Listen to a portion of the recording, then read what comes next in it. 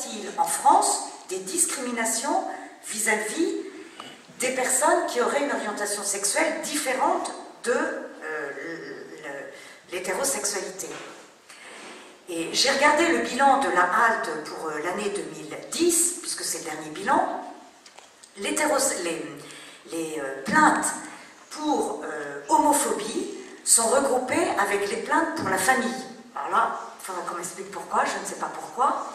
Bref, donc ça veut dire qu'en tout cas, cette catégorie ne correspond pas exclusivement aux plaintes pour cause d'homophobie.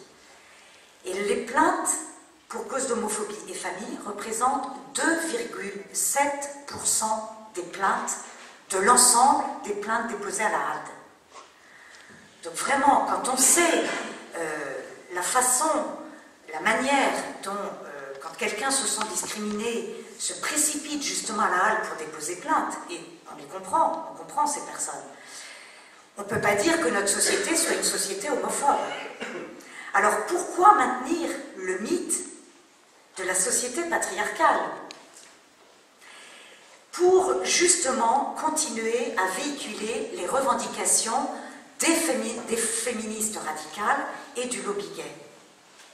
Parce que si notre société ne véhicule plus cette domination de l'homme sur la femme ou cette tyrannie de l'hétérosexualité, alors les revendications n'ont plus de sens. Ou en tout cas, il faudra trouver d'autres arguments. Mais cette critique de la société patriarcale sert d'argument pour cette quête d'égalité et pour la lutte contre les discriminations d'une minorité de la population française et européenne et mondiale.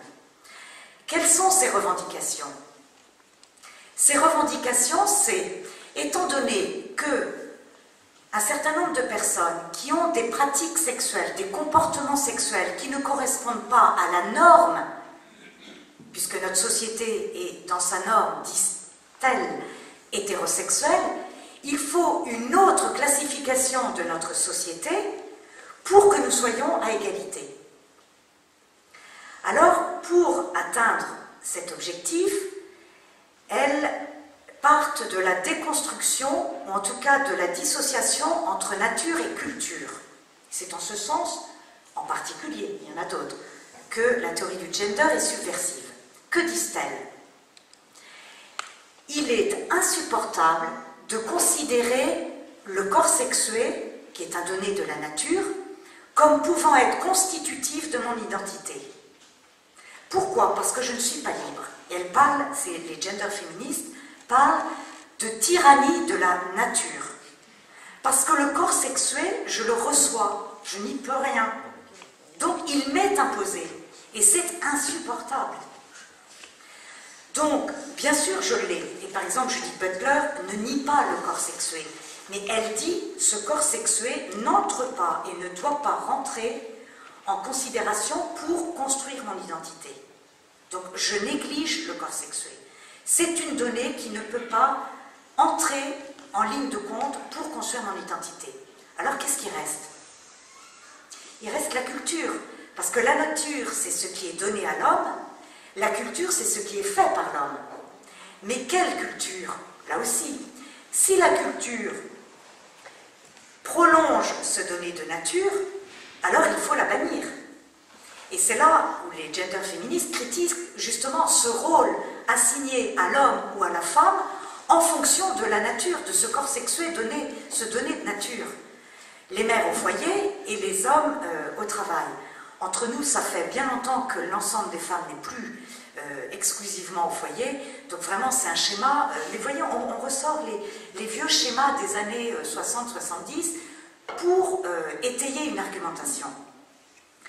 Donc, les gender féministes disent il faut déconstruire cette culture qui prolonge la nature, ce donné de nature, donc déconstruire ces stéréotypes et reconstruire une culture qui me permette de me construire moi-même. Bon, vous pourrez poser des questions, j'espère que c'est clair. Vous avez donc d'un côté la nature, le corps sexué, qui est un donné de nature, qui est un corps sexué, homme ou femme, il n'y en a pas d'autre. Le corps, quand on naît, le jour de notre naissance, on est un homme ou une femme. Il n'y a pas de corps neutre. de corps humain neutre. Et puis, la culture, celle qui est critiquable, c'est celle qui prolonge ce donné de nature, qui assigne un rôle particulier à l'homme ou à la femme en raison de ce corps sexué.